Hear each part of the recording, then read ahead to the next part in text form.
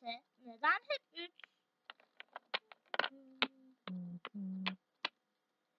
Bugün hava çok güzel. Parkta oturmak için harika. Manzaraya bakıyorum. Bebek arabası mübarek. Mik mik neden hep 3 kere mik mik der? Mik mik. Kafa karıştırdı. Hadi ben soracağım. Hayır ben soracağım. Hayır ben.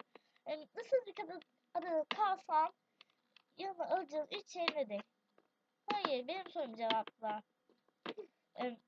Sonra 3 diye hakkı verseler bunlarla ne dediler? Neden hep 3? Gidin ikiniz de sorumu yanıtlamayacağım. Benimkisini daha çok beğenmişti. Hayır benimkisini de. Tatlı yiyeceklerimi alabilir miyim?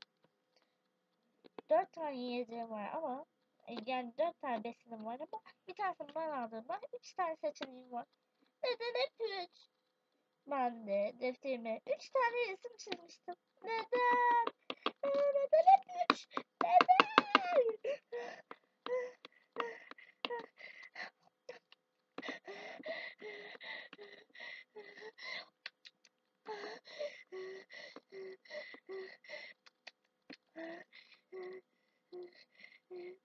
Bana da ye. Bir cips bile. Big Mac, Big Mac, Big Mac. Big Mac, Big Mac, Big Mac. Ya bir saniye. Evet arkadaşlar bu kısa filmimiz güzeldi. Cidden kısa. Nefese neden hep 3? Yanlış hatırlamıyorsam yani. Videonun dışında hatırlıyorsam sonunda unuturum genelde. Her neyse. Umarım bu videomuzu beğenmişsinizdir. Bye bye. Büyüklenmesi kısa